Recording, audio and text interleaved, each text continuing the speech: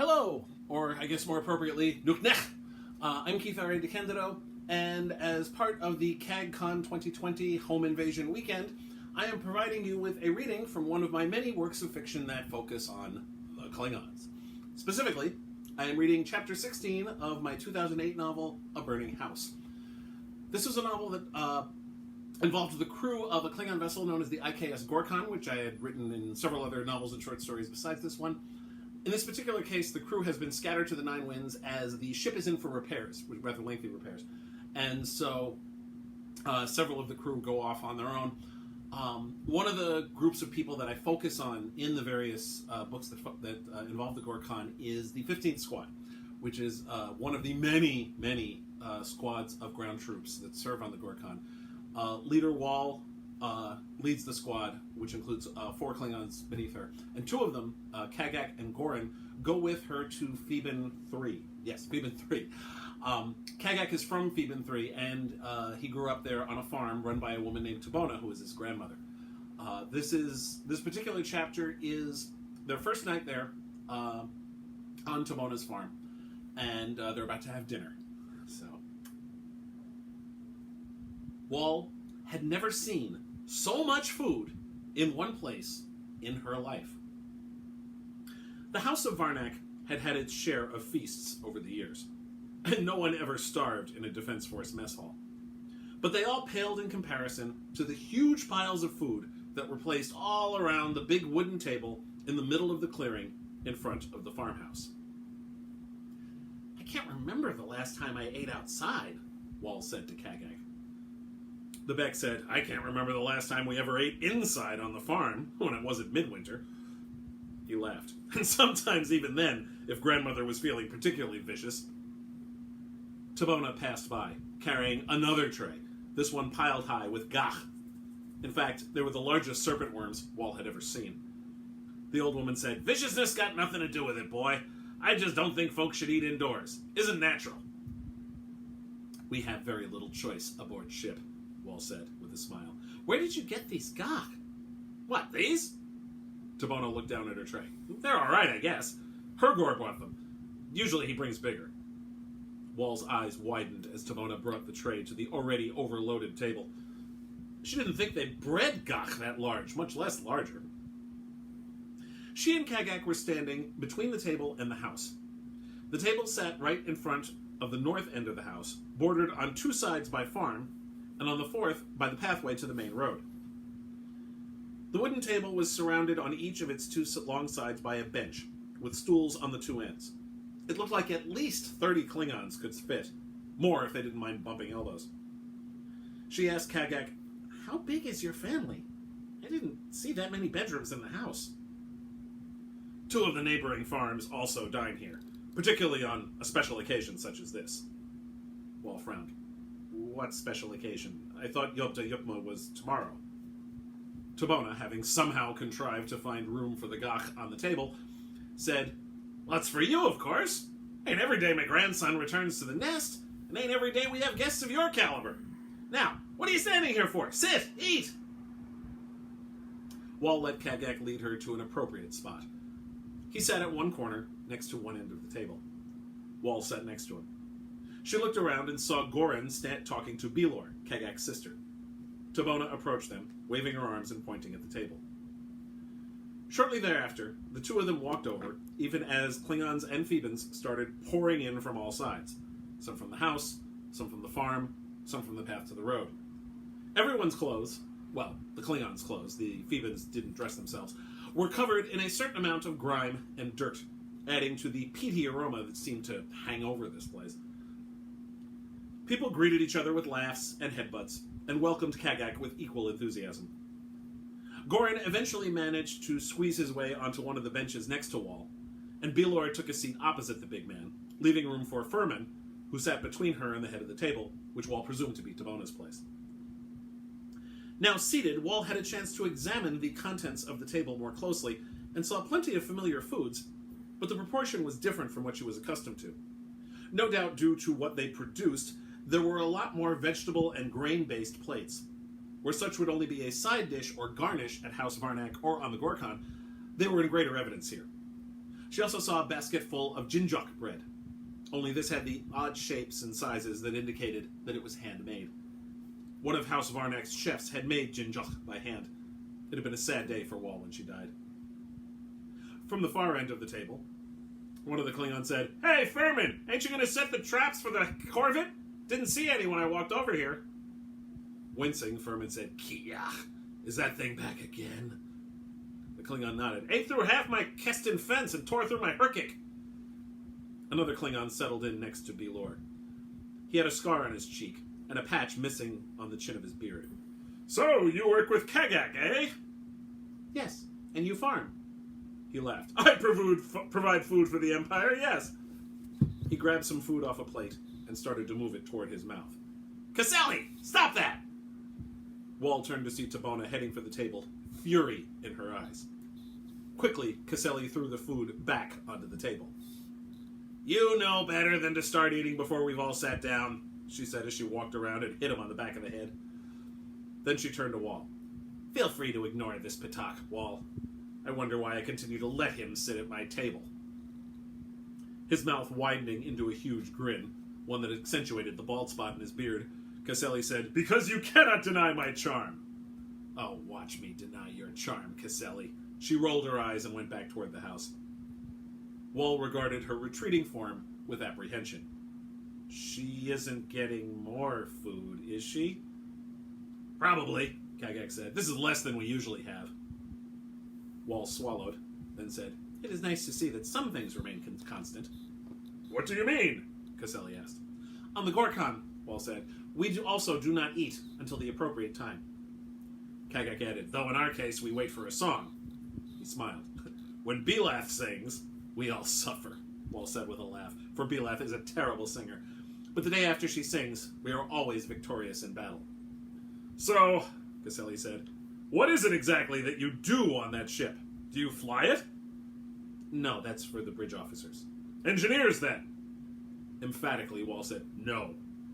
She'd managed to avoid encountering Kurak during her tour, but she'd heard plenty of stories about that mad woman. "We are the ship's soldiers, the ground troops who fight our captain's battles." Caselli grunted. "Seems to me he should fight his own battles." Wall bristled. "He does. But most battles require more than one participant." "So let all the captains do it," Caselli said with a laugh. "What else do you do?" "We have many duties. They vary depending on the situation. We guard sensitive areas of the ship. We provide the ship's security. So you fight? All day? That is all?" "That is enough. We fight for the Empire." Caselli frowned. "Seems risky to me. Doesn't it increase the likelihood that you'll die?" "Of course." Wall couldn't believe she was even being asked this. A few other Klingons had sat down around them. One said, "Come on, Caselli, that's what the Defense Force is there for. To die for us." "I don't want anyone to die for me," Caselli said. Snorting, Wall said, "Trust me, Caselli, when I die, it won't be for you.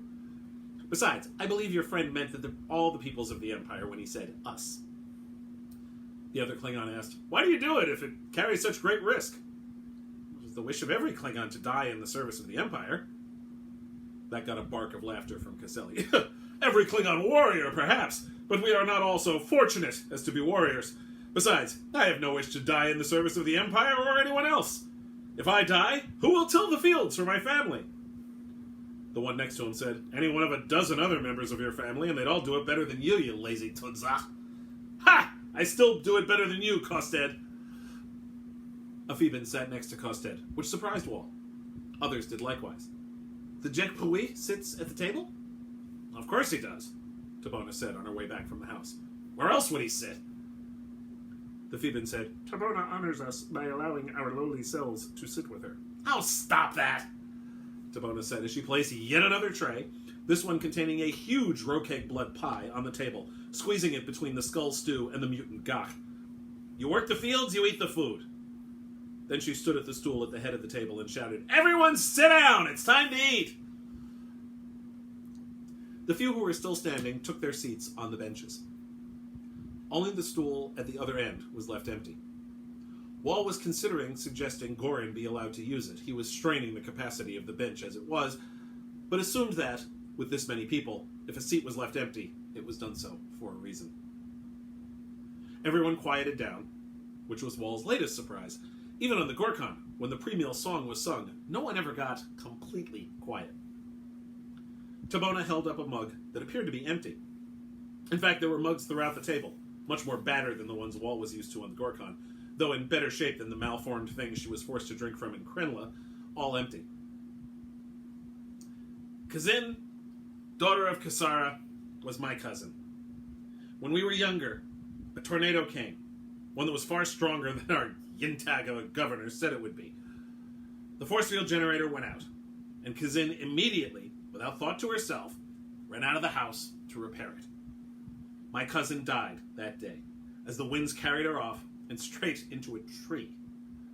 But before that, she fixed the generator. The force field activated, and the crops were saved. It was the day before Yopta Yupma, just as it is today. And if the force field hadn't protected the crops, our family would have had nothing. Nothing for Yopta Yupma, nothing for the market, nothing for the market buyers. We would have had no food for winter, no surplus crops to store, no crops to sell to pay for food. That would have been the end of us.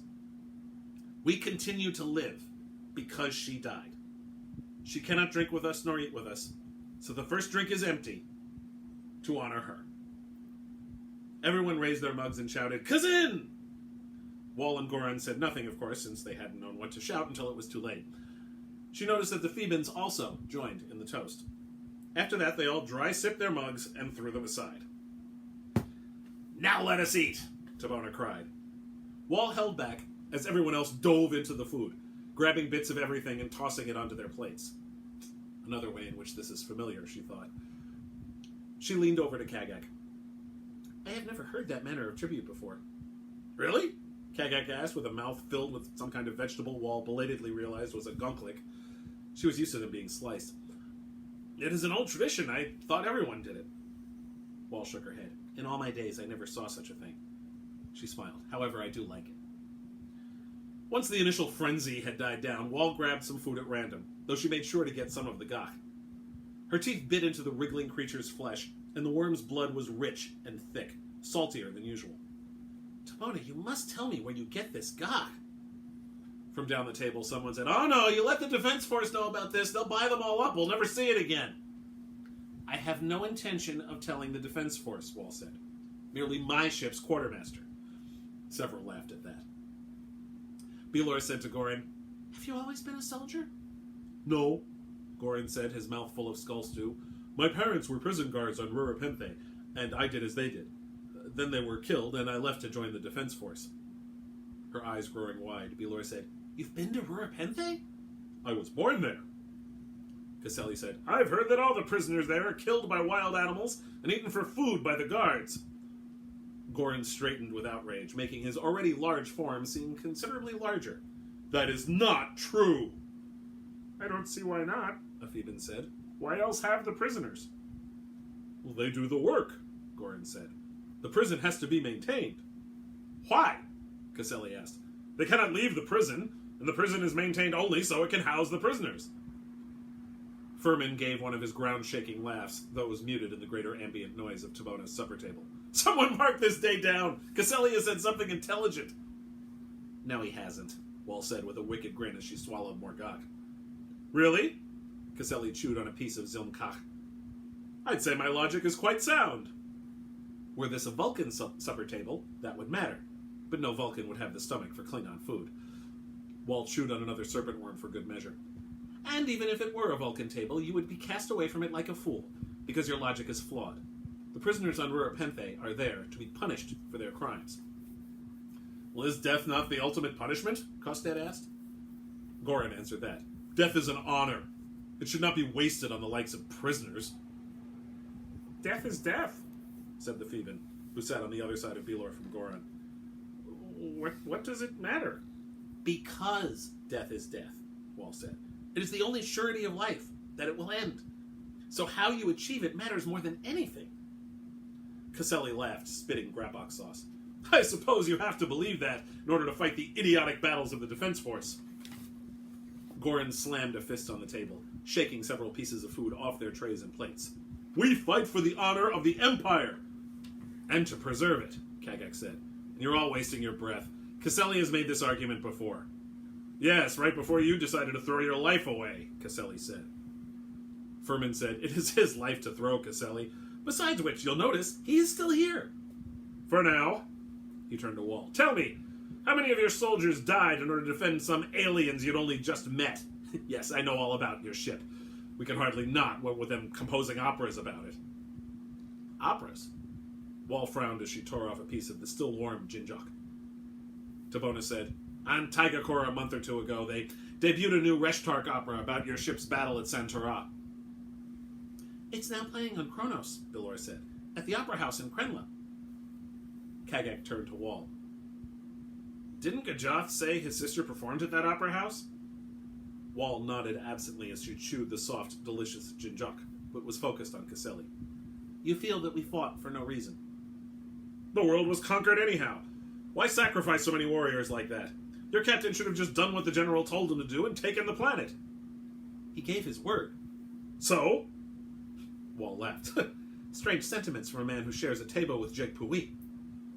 Caselli snarled. That is different. How?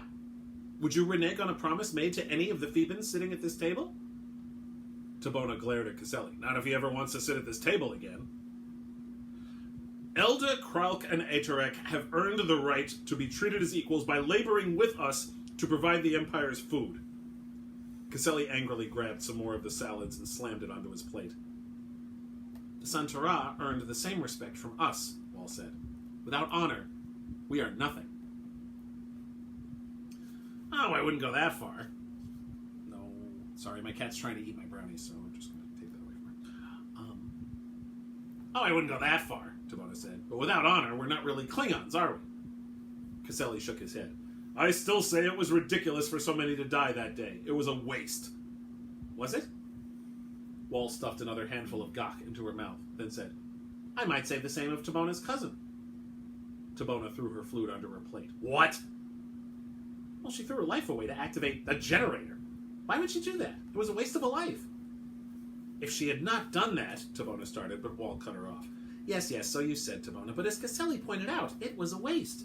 True, this farm might not have survived, but there are other farms on the planet, and more still elsewhere in the Empire. People would not starve. Why should a woman, who is obviously important to all of you, or you would not have waited to eat until proper tribute was paid to her memory, allow herself to be killed like that? She sacrificed herself for, Caselli started, for this farm. Yes. For something she believed in. If I dismiss that, Tabona looks on me with disfavor. Wall looked over at Tabona, who in fact was no longer regarding her that way, having figured out what she was talking about, which was more than could be said for Caselli. Wall continued, Yet you feel free to dismiss our sacrifices when we fight for the very foundation of what makes our empire strong. So say you, Caselli bared his teeth. I say that the food we grow makes our empire strong. Several people cheered raggedly at that. Tabona was not one of them. She looked at Wall, then looked at Kagak. I like these two much better than the last ones you brought home. Wall inclined her head. Thank you, Tabona. Custard asked, How long will you be staying? I do not know, Wall said honestly. Her first instinct upon arrival was to leave the morning after Yopta Yukma. But the more she sat at this table, the more of this excellent food she ate, the less she wanted to leave. The Gorkon would be under repair for half a month, after all. You are welcome to stay as long as you like, Tabona said. If you remain for a few days, you can see the tournament, Furman bellowed. Kagak practically bounced in his seat. There's a tournament? Excellent! I was hoping to see one. What manner of tournament? Wall asked. Fist fighting, Caselli said. We've had one every season for almost 20 turns now. And I wouldn't get too excited. Lack's going to win anyhow. Belor said, He can't possibly win all of them. He's won the last 7, Furman said dolefully. I faced him last time and he nearly killed me. Wall chewed thoughtfully on a piece of blood pie that she'd liberated from the tray. How does the tournament work? Tabona said, It happens in the market circle. Whoever won the previous tournament fights until he is defeated. Any may challenge him as long as he is a farmer on this world. No outsiders? This is our tournament, Tabona said fiercely. She smiled. Besides, the side bets are how many of us make our money. Or we would, Furman grumbled, if we won any of them. With lax victories, it becomes difficult to lay a wager. True, Tabona said. We could use some better clothes for this winter. We almost lost Belor last winter when the worst of the frost came. Goran turned to look down at KAG's sister. That is awful. You should wear furs. Furs are expensive, boy, Tabona said. The animals hereabouts have weak pelts, and importing real fur from off-world costs coin we don't have. Huh. Goran scratched his chin. On Rurapenthe, we just hunted for fur. It cost us nothing.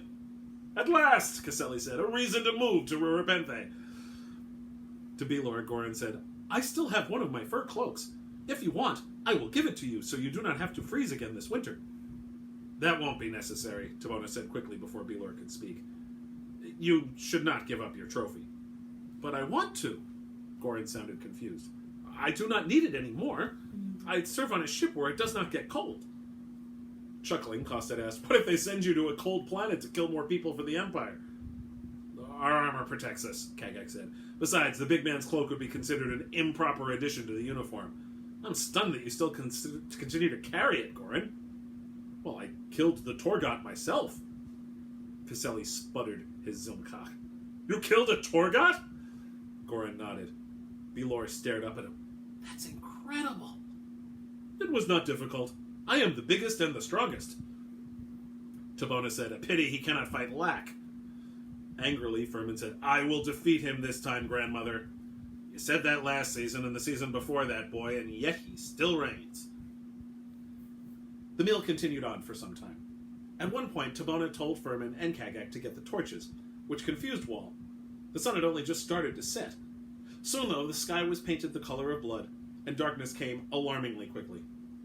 Every once in a while, Tabona rose and fetched something else from the house, to the point where Wall swore there was more food on the table at the meal's end than there was at its commencement. She also brought out a fresh set of mugs and a barrel full of homemade cheshlut, which was far stronger than almost anything Wall had ever consumed. When she said as much, KAG said, Leader, when did you ever have anything stronger than this? It was in Krenla, she said. Oh. KAG looked away and sipped some more. Caselli, though, asked, Is that all? Will you not tell us the story of your drunken exploits on the homeworld? No, Wall said, I will not. That required her to remember the kitchen, and that she would not do. Is this how you repay our hospitality, Wall? Tabona asked. By denying us a story? Wall smiled. Oh, I will gladly tell you stories of my experiences in the Defense Force. I will tell you of how we took Mempa 9 from the Jem'Hadar. I will tell you of my training at the hands of a brutal Chastavui named Scrag. I will tell you of how we held the line on Santarap. I will tell you of how I escaped an elaborate scientist who tried to experiment on me. I will even tell you tales of a high-born fool of a woman who let herself be impregnated by a low-born man who was not her mate. But I will not tell you of Krenla. Laughing, Caselli said, I want to hear the one about the high-born fool of a woman. That's a redundancy, Kostet said. All highborns are fools. As laughter spread around the table, Wall reached and grabbed some of the delicious gak, of which there seemed to be an infinite supply. She was starting to suspect that the worms on the bottom were breeding. After swallowing 2 more, she said, Very well. I heard this story for the first time when I was training as a soldier under Scrag. It was our last night before training ended, and those of us who survived would be moving on to our first assignments the next morning. We stayed up all night drinking and singing and telling stories. This was one of the stories told. The truth, of course, was that Wall had told the story herself, though technically it was indeed the first time she'd heard it, as she had never told it to a soul prior to that. She told it that night only because she had had a great deal of very bad blood wine. Pausing only to lubricate herself with a quick sip of the homemade cheshluth, Wall began her tale. It is said that one should mate only with one to whom one is willing to devote one's life. In fact, Kalis himself said that mating without love is living a lie, and lying is the greatest dishonor. From down the table, someone said, But what if he was lying when he said that? Laughter echoed into the darkening sky. Wall said, Perhaps, but whether or not Kalis was lying, his words are not always observed in the breach. After all, the House of Varnak was an old and noble house, and they could not let their daughter mate with just anyone. It did not matter to Corridan or Bitak whether or not their daughter Iral cared about Vranx. What did matter was that Vranx was of the House of Jorn, a very strong house indeed. The alliance of these two houses would be good for everyone. Obviously not, Tabona said wryly, or you would not be telling this story. Indeed, Wall said, though my words should have been true. Vranks wanted the Union. At the head of the House of Jorn wanted the Union. Coronet and Betak wanted the Union. But this Erel did not, Furman asked. No. She had given her heart to another. He was a servant in House Varnak, a man named Kylor. He was strong where Vranks was weak, solicitous where Vranks was uncaring, passionate where Vranks was timid. So why didn't she mate with Kylor? Someone asked. Oh, she would have if that were possible. But women from noble houses do not mate with servants, and alliances between noble houses are not sundered by women who do not understand their place. She smiled. Of course, Erel was a fool. She could have simply had Kylor be her bedmate. Women have been doing this since long before Kalis' time. But they were discreet, for to do otherwise was to bring dishonor upon the house, and that could not be tolerated. However, their discretion was sufficiently great that the thought of following that example never even occurred to Erel. Are all highborn women that stupid? Caselli asked. No, but this story is not about them. Several people chuckled at Wall's response. She went on. This bit of foolishness was compounded by another. Erel became with child by Kylor. Vranks was surprised when the DNA test showed that the child was not his, even though Erel had never been able to bear the notion of taking him to her bed. Wall sipped some more of her drink. She found it went down easier the third time, due in part to it numbing her entire throat. The child was taken from her. Kylor was put to death, and Erel was cast out. They didn't kill her? Kostet asked. I thought that was the answer to everything for you warrior types. No, Bilor said. She probably killed herself. In the stories, the lovers always give each other Mok Tovor. Sadly, Wall said, Erel was not that bright. Besides, Kylor had already been put to death, so there was no one to do this for her. Instead, she was cast out, never to be heard from again. They should have let her stay, one of the Phoebans said. Didn't they lose the alliance with the House of Jorn? Surprised that a Phoeban would catch that nuance, Wall said, yes, but that would have happened in any event. Vranks was dishonored by the behavior of a member of the House of Varnak. The alliance was dust. She smiled, but the house paid the price for their betrayal of Erel, for they cast their lot in with Morjot when he attempted to remove Martok from the Chancellor's chair. Like all those who supported the traitor, the members of the house were put to death. The house dissolved, its lands and assets seized by the High Council. Sounds like a happy ending to me, KAG, who knew the whole story, said with a smile. So in the end, Erel was the only one who lived? Bilor asked. Yes. It isn't very romantic, she said. Oh, if you wanted a romantic story, Wall said, I would have told a different one. Recalling the one that had been told right before hers during that all-night celebration, she said, like the one about Maelgwyn and Garek, who both loved Burad. Wall continued telling that story. At one point, Tabona came out with what looked like Rokt, only it was dead. Worse, it looked as if it had been frozen and dipped in something. Candide Rokt, KAG whispered to her when she cut off her storytelling to stare at the platter. I've been waiting for this. It is the most wonderful thing you will ever eat in all your days, leader. The moment the platter touched the table, a dozen hands grabbed at the dead Rokt, a concept that made Wall feel a bit ill. But she would not insult Tabona's hospitality, and she could not deny the looks of pleasure from those around her who ate the candied Rokt with pleasure, and so she grabbed one and bit down on it. Wall had never had anything this delicious in her life. The tough flesh of the Rokt mixed perfectly with the sweetness of the coating. She chewed through one serpent quickly and then grabbed at a handful more before they were all gone. Perhaps this will not be so bad after all, she thought. That ends Chapter 16. If you want to know what else happens, you can buy Klingon Empire, A Burning House. You can get it from most online book dealers. The ebook is certainly available. You might still be able to get the print book too. And you can check it out there. The other books featuring the IKS Gorkon include the Next Generation novel, Diplomatic Implausibility, the 2-book series, The Brave and the Bold, the 3 novels under the IKS Gorkon banner, A Good Day to Die, Honor Bound, and Enemy Territory.